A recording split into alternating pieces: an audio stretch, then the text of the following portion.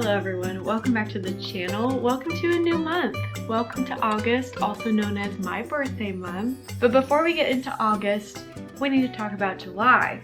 And in July, I read a lot of books.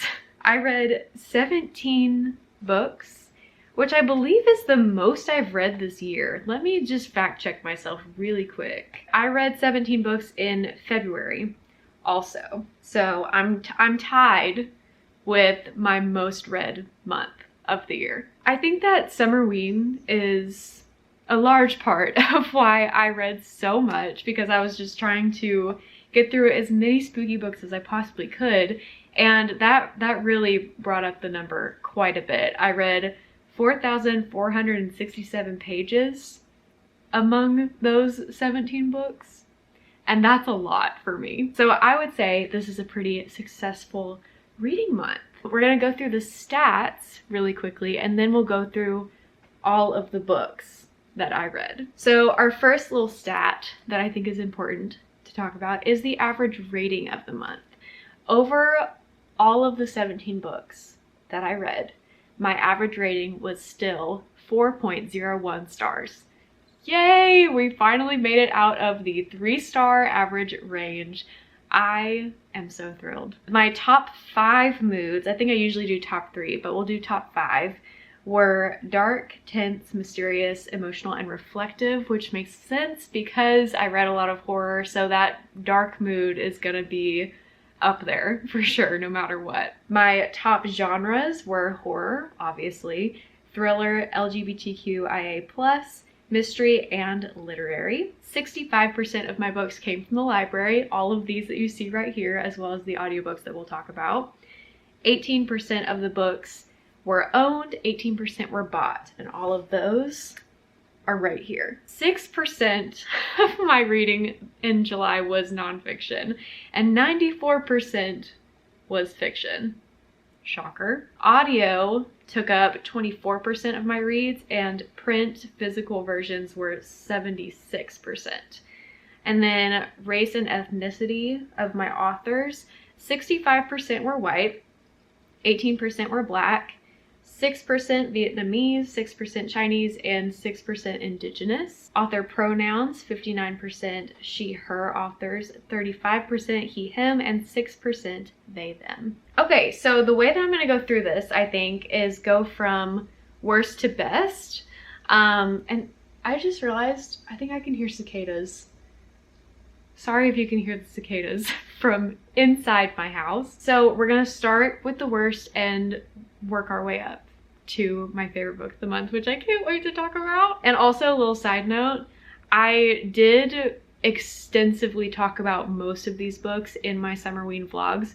So if you want more thoughts and I'm not giving you enough thoughts, you should probably just go watch those, and I'll link them below. First, we've got our Goosebumps book, which it's not a shock that a children's book is gonna be lower rated among YA and adult books for me, but truly this book was just, it was just a goofy time, and I honestly got a little bit bored reading it. I had a hard time finishing this one, even though it's like, I think it's under 100 pages, so it's not like it's a dense read, obviously. I was just getting like, I was just uninterested. So I ended up rating it 3 stars, which is still fine considering I'm an adult reading a children's book. So take that with a grain of salt. And then we have The Night Guest, which is right here. The Night Guest. I also rated this 3 stars, and there were things that I liked about it, but a majority of the time I was just kind of waiting for something interesting to happen. I was kind of bored. The ending was just okay. I would have liked to see more from the ending. I wanted to know more details. It's a little bit of an ambiguous ending, which is not something that I typically like. It has to be done really, really well for me to like an ambiguous ending, and this just wasn't that for me. And I thought that it was gonna be a little bit spookier, but it was maybe more suspenseful than spooky, but like light on the suspense, you know what I mean? Like there was not a lot of tension in this book. I was not that interested, and I probably wouldn't have finished it if it was any longer.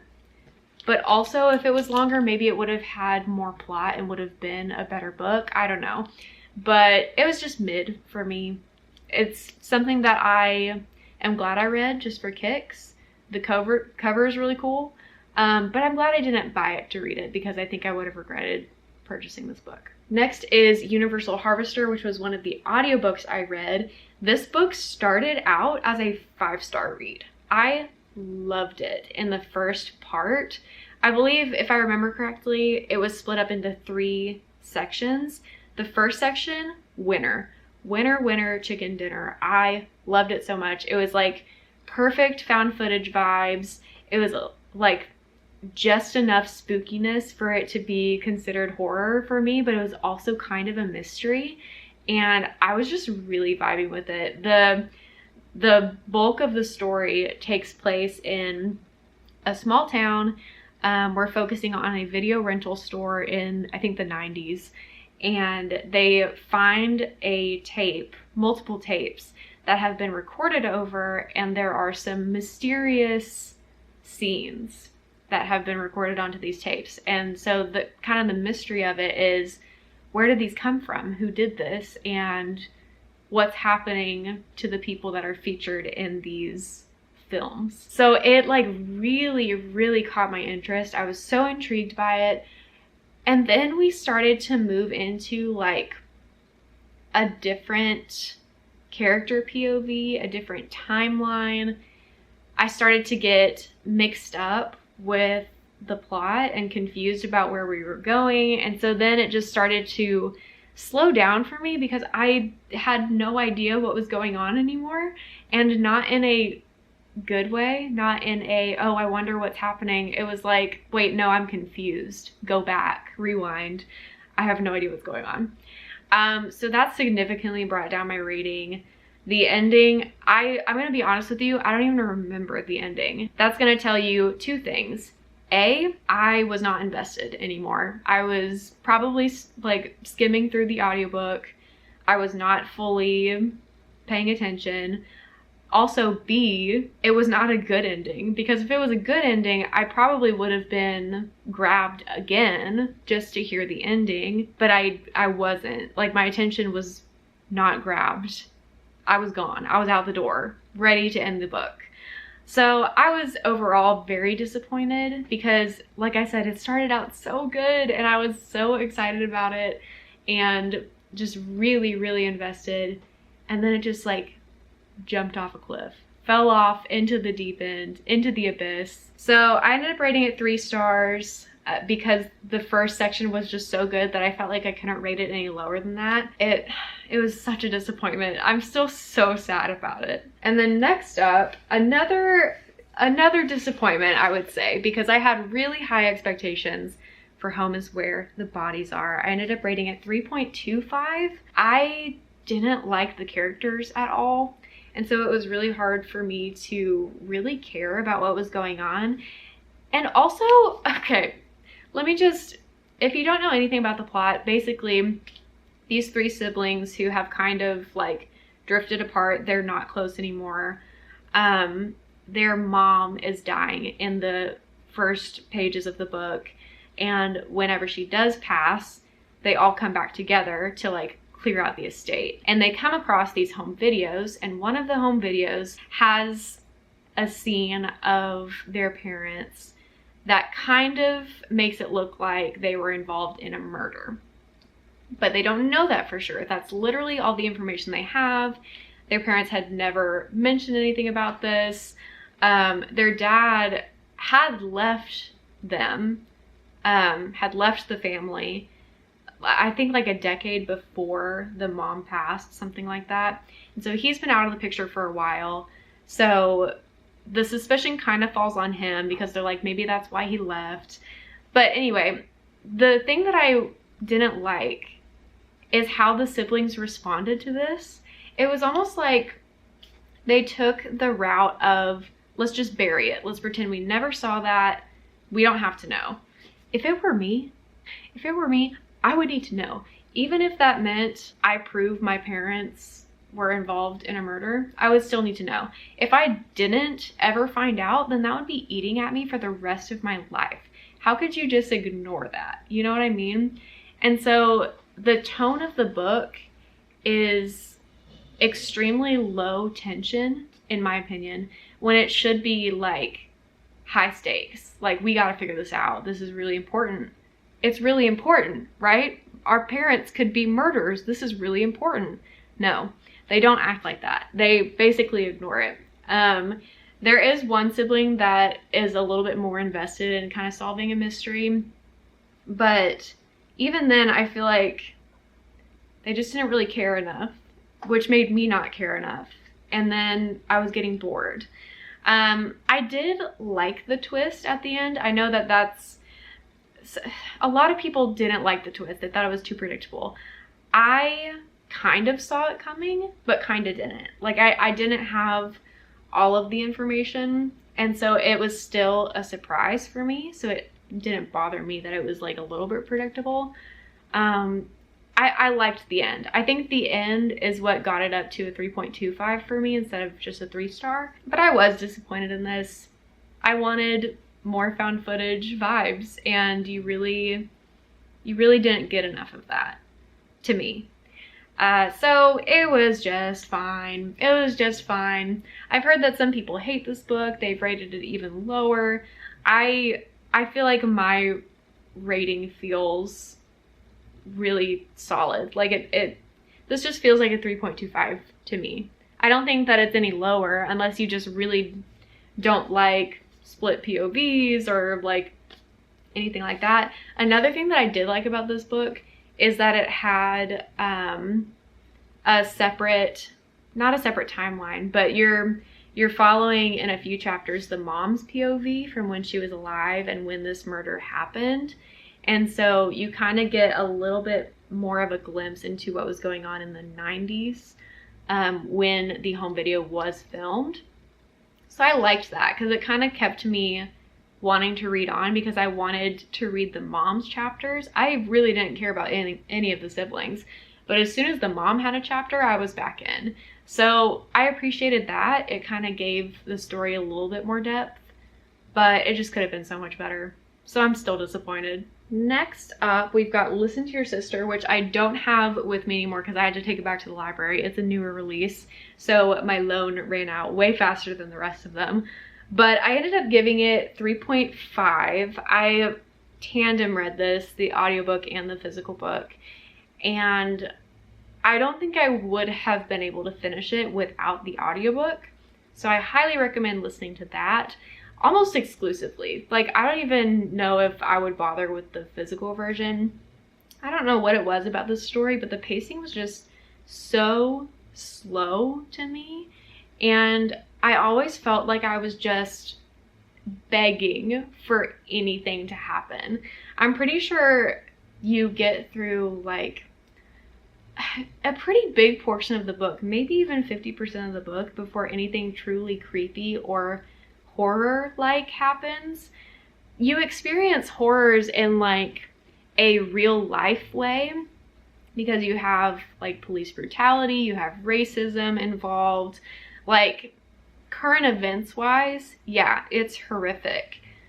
But that's not necessarily why I read a horror book. I want to dip into like the supernatural and the weird and the horrifying, you know? I don't necessarily want all of the horror elements to come from reality. Because reality is already scary enough. We need to, you know, add something else to make it a little bit more palatable for me. So the fact that the first chunk of it was all real, too real, I just wasn't a huge fan of it. But once we started to get into the creepy spooky, I started to like it a little bit more. There were definitely times that I got bored, but I did really appreciate the audiobook narrator, the way that they like switched up their voice for certain parts. I don't want to give anything away, but if you know, you know. It just like added so much more immersion to the story that I really desperately needed in order to enjoy the book at all. So highly recommend the audiobook. 3.5, it was fine, but it was definitely on the lower rung of my reads for July. Then we've got Chlorine. This is one that I was highly anticipating, and unfortunately it fell a little bit flat for me. And when I say it fell flat, I don't mean that I didn't like it, because I still rated it 3.5, which is better than average. But I just, again, I kind of just wanted more. I wanted more horror elements. I wanted more eerie, spooky. I wanted more, I don't know. I wanted more of Kathy, that's for sure. One of our side characters, Kathy, loved her. I wanted more letters. More letters from Kathy. I started to get a little bit bored with this around halfway through.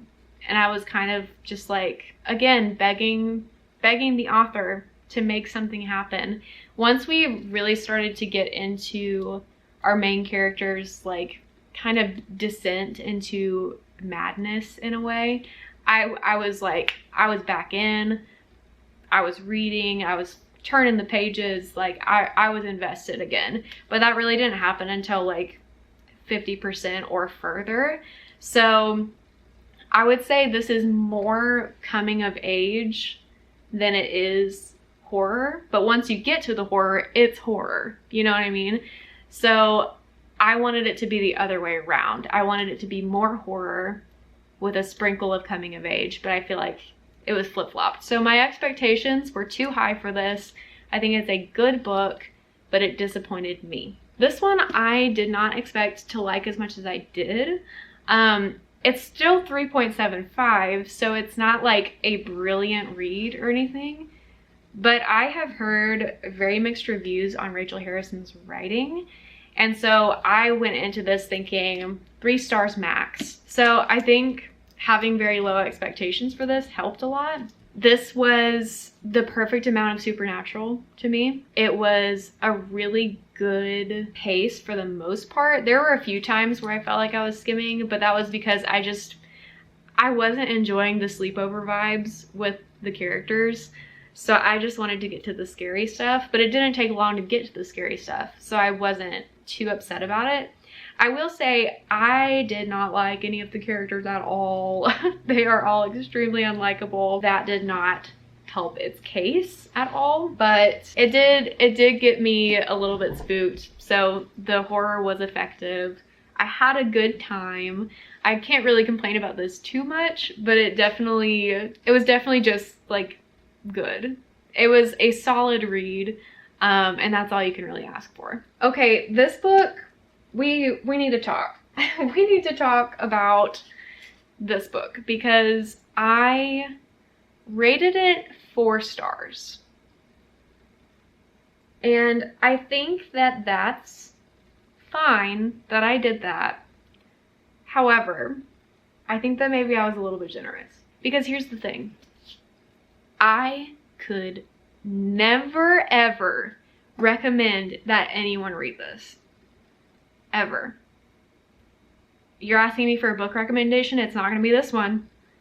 It is not going to be this one. If you watched my reading vlog where I read this book, you'll know that one of the main reasons why I didn't have a good time was how often we had sexually explicit horror. And that's the best way that I can really say that without being too descriptive. But it was like a huge portion of the book, and it just made me really uncomfortable. And I know that horror is supposed to make you uncomfortable, but in my opinion, it's also supposed to be fun. And I think that's the reason why I love authors like Grady Hendrix so much, because it's almost leaning into like horror comedy sometimes, and that just kind of lightens the mood a little bit. And so you're able to enjoy the horrific, weird, spooky stuff that's happening. In this book, it's just all horrific, gross, gruesome, dark, just ick. I felt icky about it.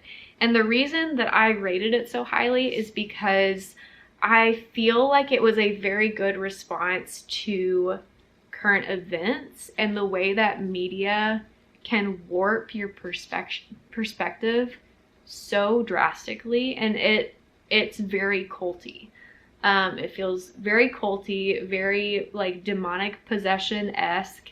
And so I think that this was a good reflection of that. The writing was pretty good. It definitely kept me reading and invested. It was a page turner in a lot of ways, but I am never going to read this again. In fact, I think that I want it off of my shelves. So it feels really weird to give it 4 stars and to say all those negative things about it, but I can't give it any lower because it made such an impact on me. And when a book makes me feel as much as this one did, I feel like it deserves a higher rating. This book changed my life in a way. And I think that my rating needs to reflect that. But I just want to be clear that this is not for the faint of heart at all. I would very, very seriously encourage you to look up trigger warnings before you go into this book, because I would venture to say that it includes all of them, all of the trigger warnings. I don't even know if I could give you an exhaustive list, because I'm sure that I have blocked some of it out of my mind at this point.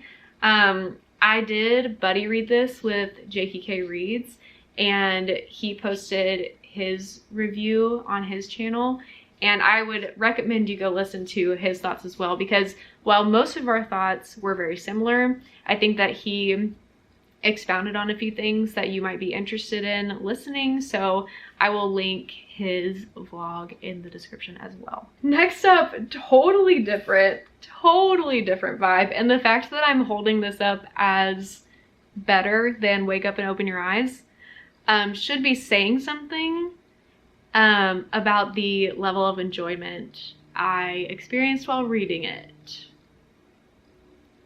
Yes, this is a Mary-Kate and Ashley book. Thank you for asking. This is a book that I read when I was a kid, and I thrifted it not too long ago. And I was like, you know what? It's summer camp spookies in a way. So I'm gonna include it in my reading this month. And I do not regret it. I rated it 4 stars because it's a children's book, and I feel weird about giving a children's book 5 stars for some reason. But I had such a good time. I laughed, I giggled. I read it in one day, obviously, because I mean, it's so small, but it just made me feel good. And especially after reading something as disturbing and disorienting as Wake Up and Open Your Eyes, this was just a breath of fresh air, and it was such a great experience. So I highly recommend revisiting your childhood favorites if you haven't in a while, because it warms my heart. It soothes the soul. Not much else I can say about that. Then we've got You're Not Supposed to Die Tonight, which is, I think, the only YA that I read this month. The next one might be YA too, and I can't remember, and I'll have to either edit that in or you'll have to fact check me. We'll see what happens. You're Not Supposed to Die Tonight, I rated 4 stars, and it was good. My complaint about it in general was that it was extremely slow and nothing was really happening until 50% in, maybe even 60% in. And then at that point, the action didn't stop. The thrills did not stop happening, which was great, and I really enjoyed the last half of it. But I wish that the pacing would have been a little bit more consistent, because it was kind of hard for me to get to that halfway point, because I was starting to lose interest. By the time that the thrills actually started happening, I was like teetering on the edge of like, am I even having a fun time? And then the action started happening and I was like back in it. But I would have liked more to happen in the first half if we were gonna write that many pages at all. Like we didn't have to have that first half. You know what I mean? This either could have been a shorter book, a novella maybe, or it could have been more interesting in the first half. So it was good. I think that it's a good time. If you like summer camp horror, this is a really good contender for that type of subgenre. But it was good. It was a solid read. I had a good time. And it's a good 4-star rating. Next is They Bloom at Night, which I listened to on an audiobook, and I rated this 4.25 stars. This one is the one that I think might have been YA, and if it's not, then I'm just misremembering, but it kind of reads like YA, and I think that's why I'm like fuzzy on whether or not it was or not.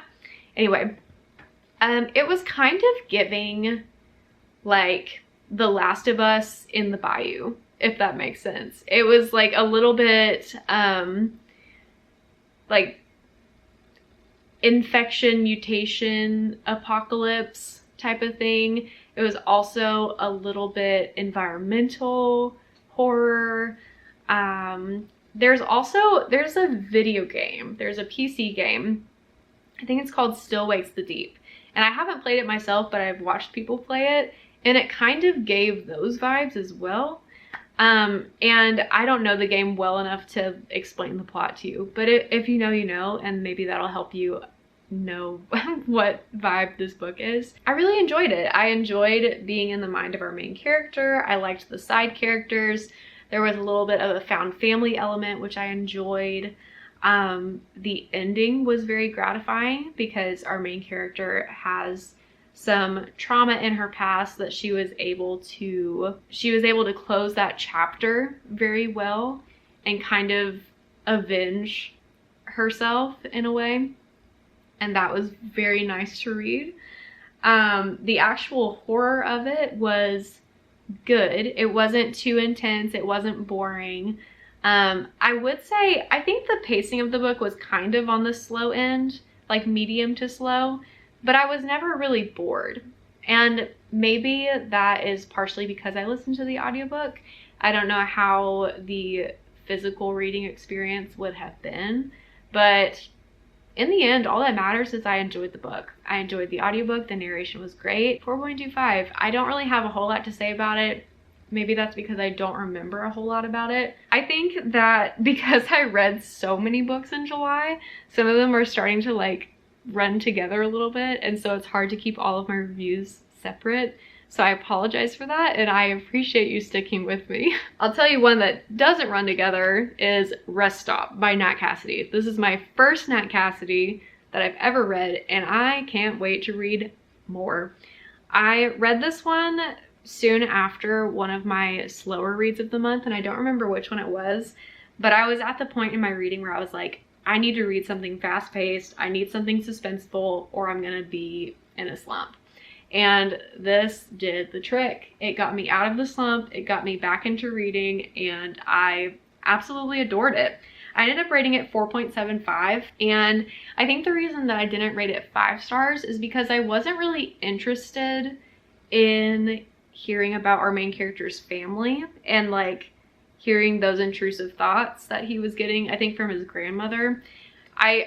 To me, it took away from the story. Maybe to some people it was an enhancer, but for me it just kind of took away. Overall, I really loved this. I appreciated that there was a trigger warning section at the beginning. Definitely the religious trauma was represented in here, which, as y'all know, is relatable for me, and so this was very effective. Basically, our main character is driving in the middle of the night. He's on like a little bit of a road trip to somewhere, and he stops at a gas station. And when he walks in, it's like totally empty. He's like, huh, that's weird. And then he gets locked in the bathroom, and things get crazy from there, to say the least. Lots of bug stuff, lots of blood and guts and gore. There's a hummingbird outside my window. That was so cute. Yeah, it's unhinged in the best way. And if you're looking for a fast-paced, suspenseful read, this is it. Also, if you have read other Nat Cassidy books and you have a favorite that's not this one, please let me know, because I need to know which one I'm going to read next. So hit me up in the comments.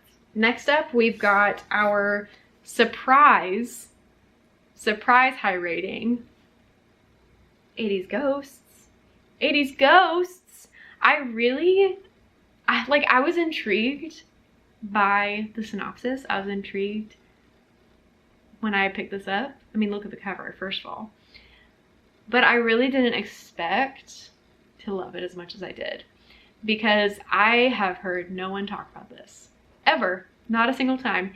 The only reason I own this book is because I was browsing on Bookshop and saw it. Obviously the cover caught my eye, and then I read the synopsis, and it's taking place in 2009, but we are ghost hunt vlogging in an abandoned school that was burned down in 1980. And it was so good. The characters were great. The spooks were great.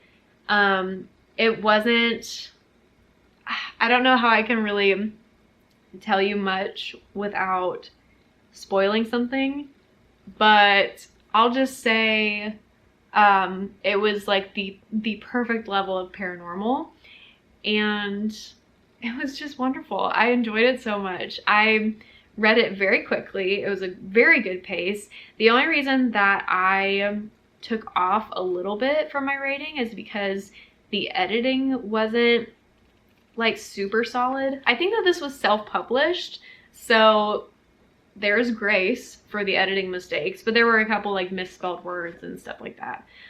So I went down to 4.75. But yeah, this was phenomenal. I really enjoyed it, and I am planning on reading more from V.S. Lawrence, so I'm very excited about that. 4.75, this is in my top 5 of July. Next up, also in my top 5, obviously, is Camp Damascus. We have returned to the religious horror. That is becoming a common theme in my July reads. I talked extensively about my thoughts on this book in one of my Summerween reading vlogs. So again, if you want to hear more thoughts, please go watch that. I love this. I ended up rating it 4.75. The reason that I took off a little bit was because the pacing wasn't great. I got a little bit bored. Like, I would say from about the 50% mark to around 75%. There was like a section where I just didn't really care about what was happening. But overall, I loved it. I loved the conversation that... Hello? Clover's asleep, but she just barked. I love the conversation surrounding religion and theology. I think Chuck Tingle did a really, really good job going into just enough depth for it to be like interesting and deeper than some religious horror books that I've read, but also leaving it shallow enough that people that maybe are not as acquainted with religion, specifically Christianity in America, that they can read this book and still kind of understand like all of the things that are wrong with how the religion is being used for evil and for very culty practices. So it was just really good. I loved it. It's number 4 in my top 5. I mean, what else can you say? Like I said, please go watch the reading vlog because there's so much that I said in that vlog. My battery's dying. I literally have 3 books left, okay? Let's get this done.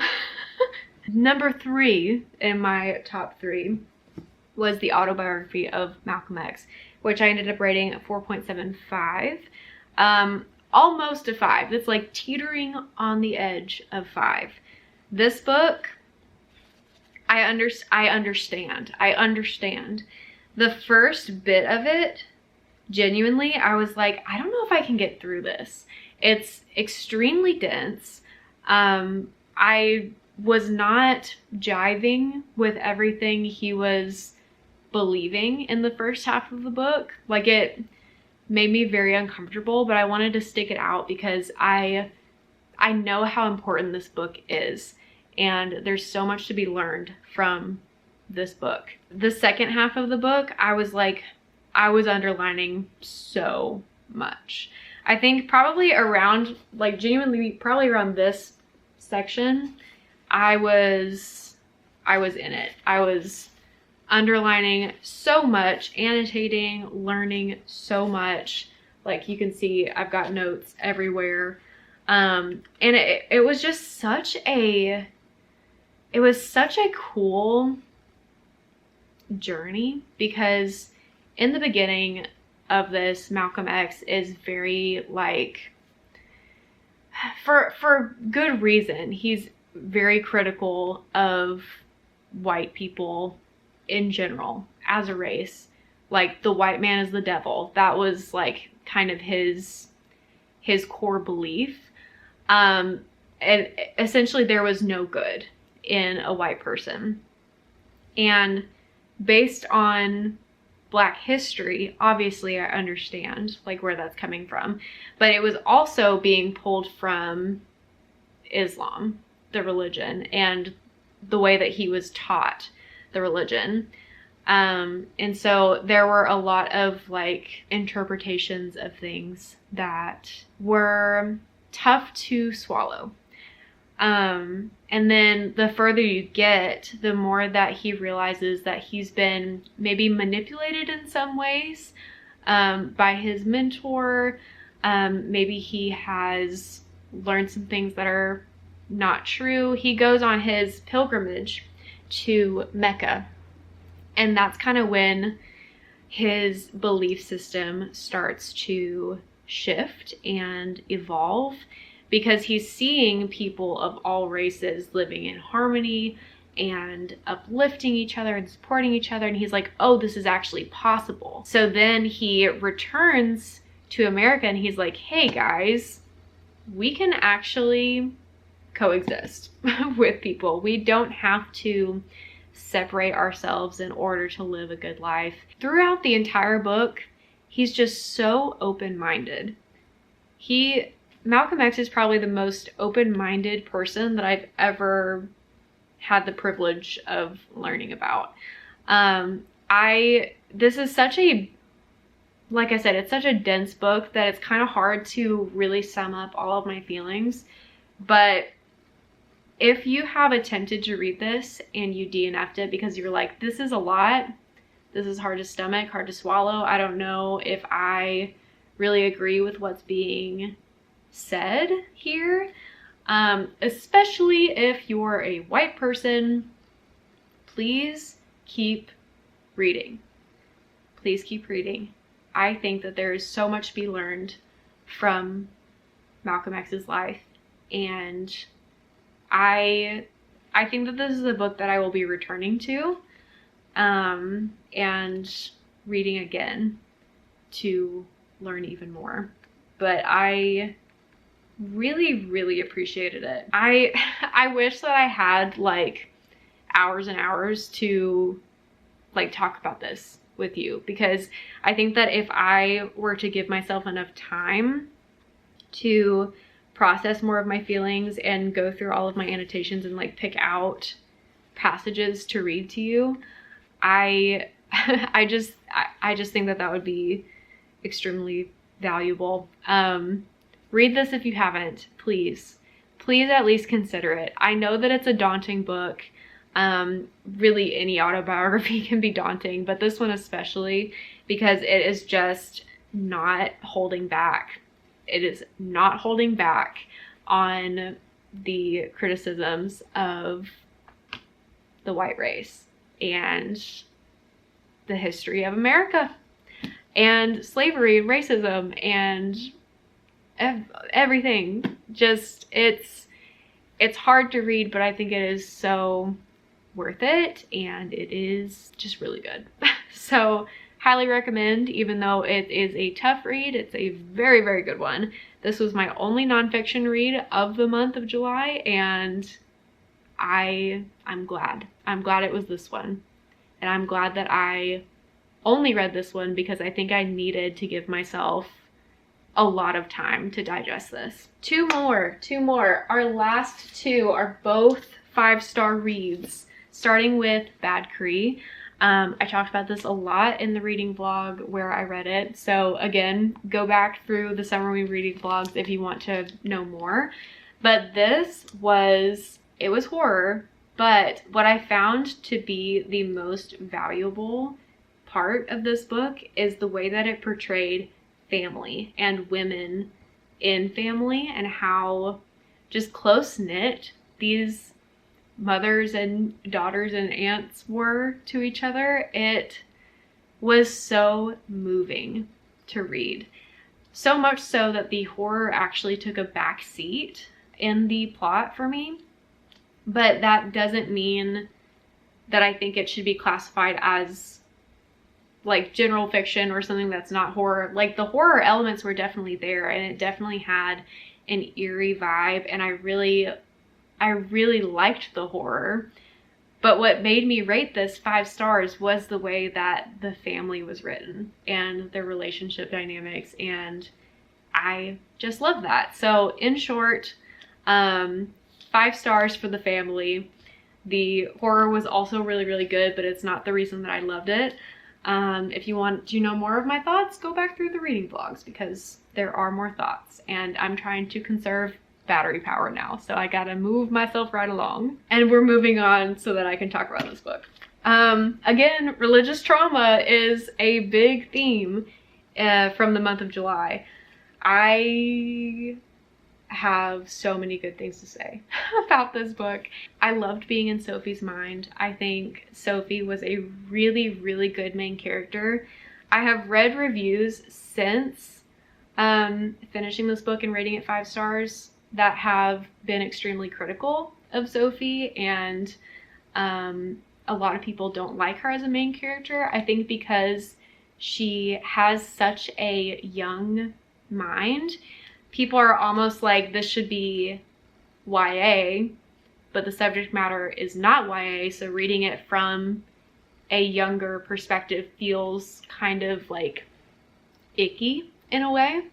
But the reason why it really worked for me is because it is such a good portrayal of how sheltered people like Sophie can be.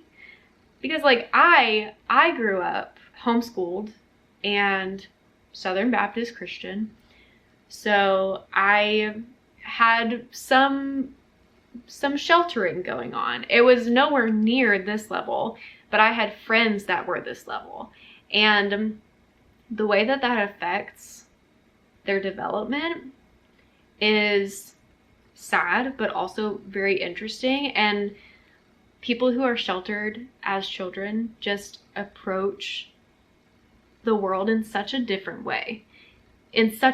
So in a time of apocalyptic madness where there is a virus going around essentially creating like sex crazy zombies, Sophie's like, what the heck? What's going on? Her knowledge of sex education is extremely low. And her experience with the world outside of, I think she's Catholic, outside of Catholicism and outside of her very sheltered perspective, her entire world is shattered. And not just because it's the apocalypse, like her eyes are open and she's having to take in all of this information while also dealing with the apocalypse. And it's so intense, and the way that she deals with all of that, you can just feel how heavy it all weighs on her, and that just moved me so much, and it made me emotional because I could see myself in her, even though I didn't experience that same level of sheltering. Like I said, I knew people who did and who did grow up that way, and so I can only imagine like if they had experienced an earth-shattering moment like Sophie, where just like their entire belief system comes crumbling down. It's really powerful to read from that perspective, and I really loved it. I understand why people didn't love it, because it is a younger character dealing with some very mature themes, but it made sense to me, and it never made me feel uncomfortable in a bad way, whereas Wake Up and Open Your Eyes, uncomfortable in a bad way. My battery's blinking again because I didn't let it fully charge. Anyway, I said more about this in the reading vlog. It's 5 stars. That's all you gotta know. Okay? Okay. Read it if you are interested in religious horror. So that's all from July. There were so many books in July, so much to talk about. But feel free to go back through the reading vlogs to see more thoughts. Subscribe if you want to see more bookish vlogs from me. We'll be doing a lot in August. Every Thursday is the plan. Give this video a like if you liked it. Leave the comments down below if you have any thoughts on my thoughts, and I will see you next time. Bye!